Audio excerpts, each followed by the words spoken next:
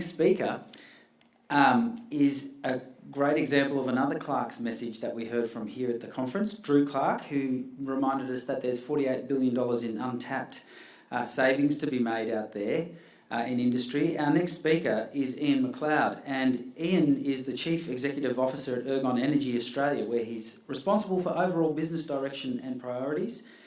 And as a business leader and a spatial industry innovator, Ian seeded the ROAMS project, which we've heard of from a few speakers now, under the Ergon for Unprecedented Comprehensive Power Lines and Vegetation Mapping. So he serves as the Chairman and Executive Director at Ergon Energy, Queensland. He also serves as the Chairman of Spark Solutions and has been its Director since February 2008. And he's also Director of the Energy Supply Association of Australia. So would you please make very welcome Ian McLeod.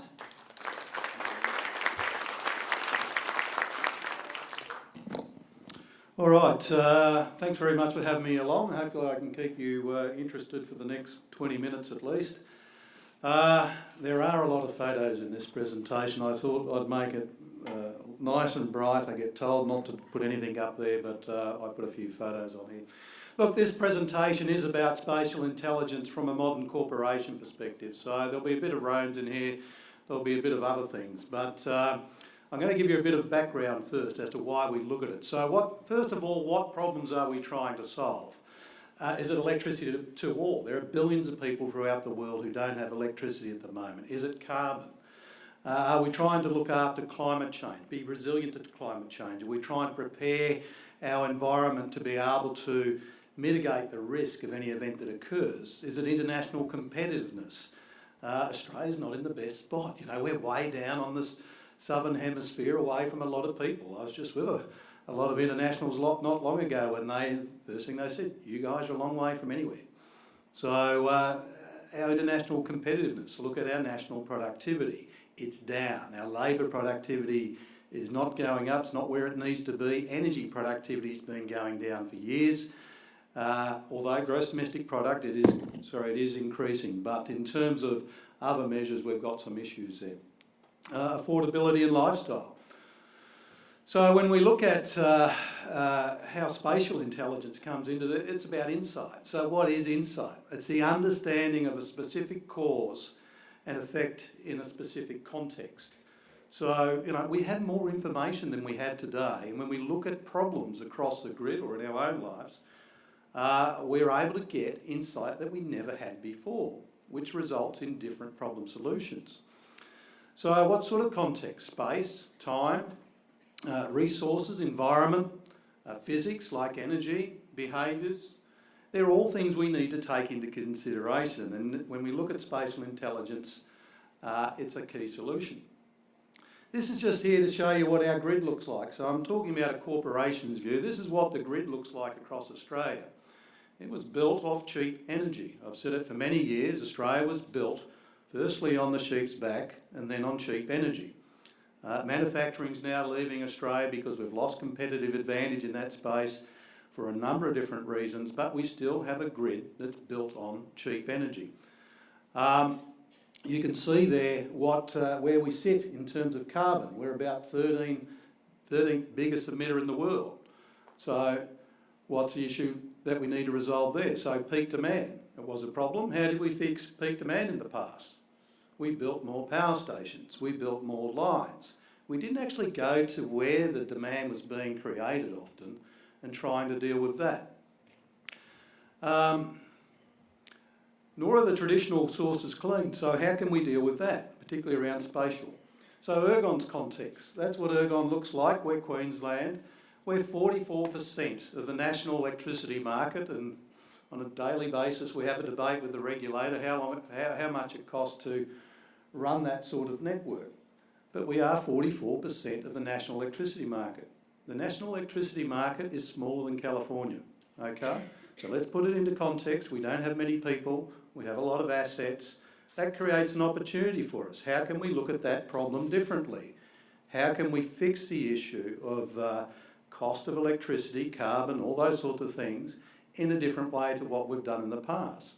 But sometimes using what you've got today. While we have 44% of the area, we've only got 7% of the customers. So, a lot of area, a lot of assets, not many customers equals high prices. And there's significant environmental influences. We have a number of cyclones and floods. I think last year was bad. We had Cyclone Marsh, which I'm just about to talk about. We also have 33 remote isolated communities that generally run off diesel. Other people might call them microgrids, but they've been there for quite some time, and we need to know about them. So what are we using spatial intelligence for? We use it to look at the constraints of the network. What's traditionally happened across the national electricity network is they look at the load at the peak. And as I said before, they build new power stations, etc. We typically look at the load in local areas. But we're starting now to look at the load down to the customer and asking why. Why do they use the electricity that way? Can they use it in a much different way? So by understanding where the problem is, we can target to the actual solution itself. Ergon Energy has one of the largest distributed energy resources in the world when it comes to solar panels on roofs. Okay? There is only one in front of us, it's South Australia. All right, two. Energex. Only just so. So I keep hearing that we're lagging behind in this space. Well, we're actually not. So we've got 100-odd thousand solar PVs on roofs there. How does that interact with the grid? What's it do to the grid? We're pushing energy back up into zone substations in some areas. We've got 32 feeders back feeding into the actual zone substations itself. It wasn't designed for that. How do we deal with that problem? How do we deal with those flows? How do we consume the energy efficiency? We need to have more spatial intelligence about what's causing the demand, matching demand to supply and those sorts of things. So we have about 1 gigawatt in renewable energy, or I should say distributed energy in Ergon on a 2.4 gig peak. So it's a fair bit. We also have 700 megawatts under control tariffs. However, when I look at that, I'd have to say we don't use it overly effectively over the last decade or two. Well, how do we do that? How do we send the right price signals? So spatial intelligence enables us to gain that insight. And with the technology we have today, it enables us to be able to respond with lower cost, customer-focused solutions. Okay, so what is a customer segment? What do they want? What do they value? How can I target that? How does it interact with the grid? How can I make that efficient to get the best possible overall outcome? That illustration up there is of our Townsville Energy Smart Community project, which is all about that. It's about batteries, it's about electric vehicles, it's about demand management, it's about different forms of generation, education, engagement, it's all of those things. And we know when we do that, we save a lot of energy. But you have to get down to the actual problems themselves. This is a heat map of Townsville, just to give you an illustration what we're sort of looking at here. Okay, so where are people consuming their energy? Where is the constraint of the network? How can I deal with that? And just recently we had the 33,500 gigawatt hours signed off by Senate. So we have to get to that target by 2020. What I've seen over a period of time is people come through my door and they say, Ian, enter a PPA with us, a power purchasing agreement, got this big utility scale solar somewhere in the middle of New South Wales, or it could be somewhere else. We need this price and we want it for 15 years. I say, well, we're not going to enter a contract for 15 years. Your price is too high. The technology cost is going to come down. Why would I do that? So what they were trying to do is solve their problem. They wanted to construct a project and get a return on it. They weren't trying to solve my problem. Even today, I have people coming along, proponents with utility scale solar, and says, well, it's here. At least it's in Queensland this time. It's on this block of land up here. I say, well, I don't have a constraint there. I could give you an energy purchase contract, but I can't give you a support agreement. So the smart things we do, that's a representation of our transmission grid, sub-transmission grid. Most of those lines are constrained as they go out there, particularly the ones in the southwest. Well, come to me with a utility scale project that's in one of those locations that takes stress off the grid. I'll pay you a network support agreement, I'll pay you a PPA, you'll lower the cost overall, and we'll get these projects up and running. Look at the problem. Look at where the problem is. Do your spatial analysis. Determine how you can add value, and then projects will start to work in Australia. This line down at the bottom, let me tell you, the very bottom red one was I probably shouldn't say this, but was a line that was going to cost $170 million to duplicate. We had been arguing to change the rules for many years, and I went to the minister, and I won't say which minister it was at the time, and said, well, Minister, you just knocked us back again on the rule change. It's not us that's gold plating here. Knocked us back on the rule change to $170 million. When would you like me to start? The solution there now is about $6 million, maybe $10 million. Okay, different technology, different applications, understanding the problem. Don't put the rules in play. So Ergon came up with a spatial technology called ROAMS. This is a bit of self-promotion here, obviously. We've decided to self-promote a little bit because it can be hard bringing in any technology into Australia or any innovation. I've said that openly before. You often feel like you're swimming against a strong current. There's a lot of people who say you shouldn't be doing it, and why aren't you doing things as everyone else normally does it and just leave everything how it is? Well, it just doesn't work. If I did that in my business, we'll be out of business quite soon. So spatial intelligence was a big issue for us, and understanding particularly vegetation was an issue for us, and about 4 or 5 years ago we started on the ROAMS project. We won the award at the Edison Electric Institute only last month. I was in New Orleans to accept it. It's the Edison International Award. And what I like to say is what it's actually for. It's distinguished leadership, innovation and contributions to the advancement of the electricity industry as a whole around the world for the benefit of all. Okay? Safety, lower costs, more reliability, all those things. The international CEO peers decided this technology deserved the award. So we can do it. Queensland can create technology. It can sell the technology. It can leverage off the technology. We have every regional town in Queensland. We have every line in Queensland. We fly it every year. We can be doing some great things with that. What's wrong with this picture? I've shown it before, so someone might... It's probably a bit hard to see. Denali in Tassie, 3 Aurora trucks on the left-hand side standing up poles. Why? No reason whatsoever. The houses are gone. Why are they doing it? Because the people who are managing the response can't see what's really happening. So I can apply that to the Black Wednesday, Black Saturday bushfires in Victoria, same thing. Dispatch of resources, not effective. I've met with the people who coordinated were involved in Hurricane Sandy and also Katrina. I've got one of those coming over here in the next couple of months to work with our people. Same sort of issue. Massive deployment of resources in a disaster event and being able to put it where you need it on the ground. You know, things like crowdsourcing of information, the ROAMS data coming in to be able to collect this stuff quickly. What does it look like? This is Cyclone Marcia coming in February. It turned at the last minute, didn't go across the area where we'd hope it would actually go.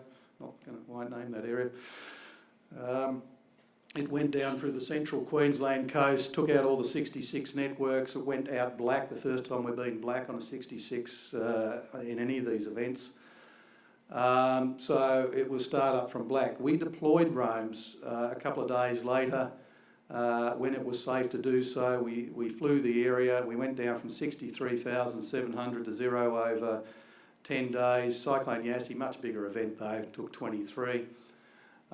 We started to use Esri mapping to show our customers the disaster area.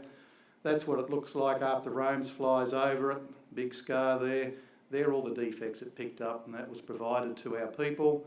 And they're responding into the field to that before they can even get there, before they can get through the rivers and the trees over the roads, etc. All those symbols mean different things. Wires on the ground, poles over, hazardous condition.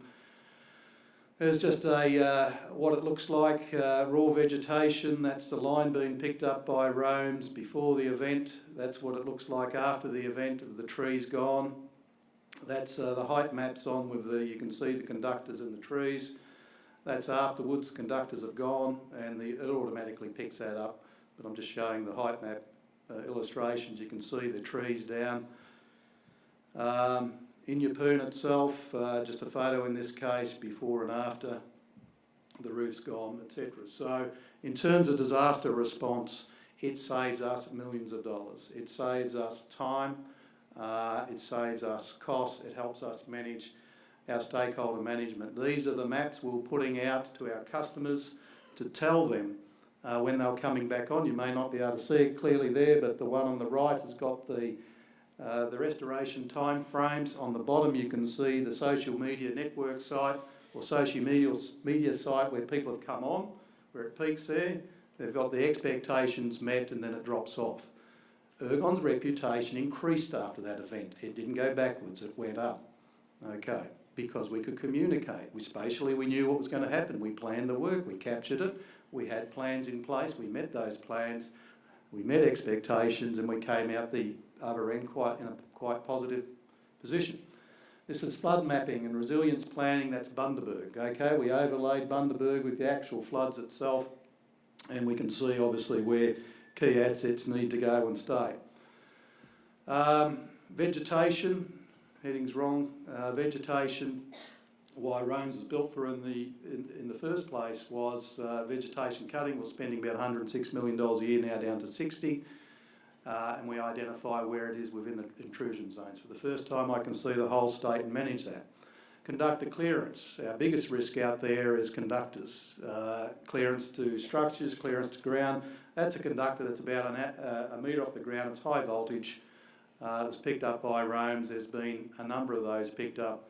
Any of those can end up in fatality. So what's the outcome at the end of the day? This is our regulatory determination. You want to know what about corporates, why we do it? It's not all, Rome's hasn't done all of this, and nor has Spatial Intelligence done all of this. This is our last regulatory determination, 7.5 bill. We spent 6.1, so we don't spend capital to get a return on it. We actually brought it down. Our regulatory submission was lower again by 5.4%. And the draft determination from the regulators taken it down to 4 bill. So 7.5 down to 4 in one regulatory period. Obviously that process is still in play. The graph on the left is productivity measures using the AER's Operational Productivity Index, which shows Ergon initially down towards the bottom, then coming up to the efficient frontier. It's all based on the submissions to the regulator at this current period.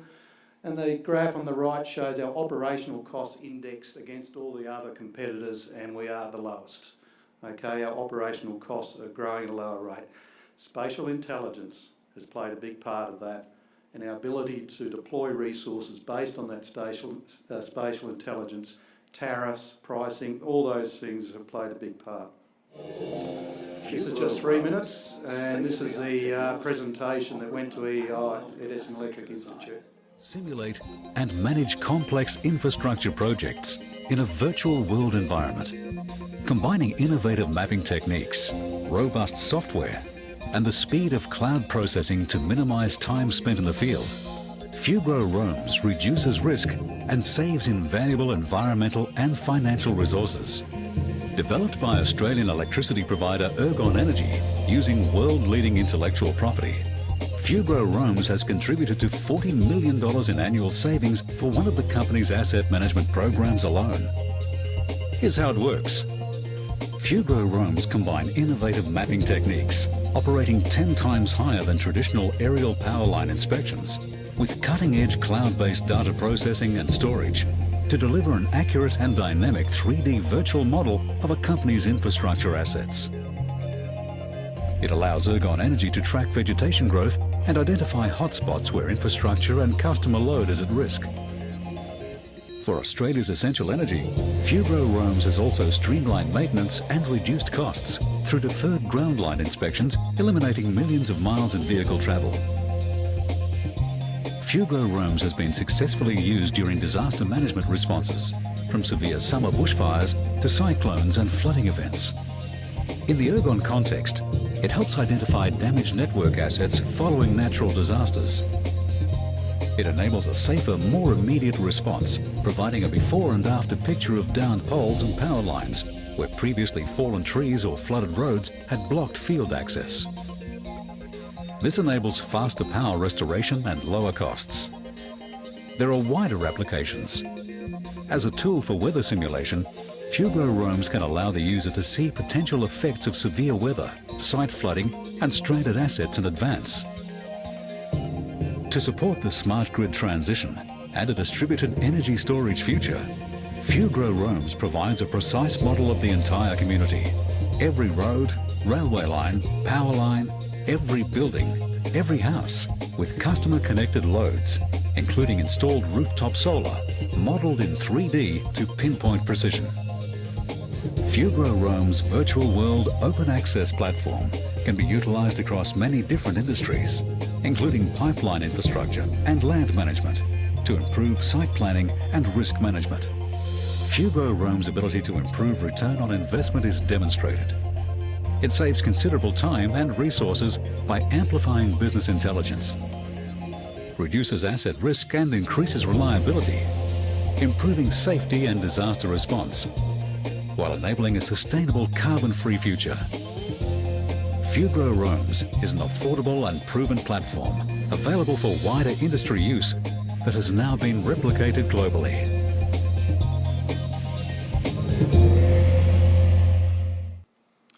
Yeah, so before we were blind, now we can see, and we are bringing down the cost because of that, so thank you very much.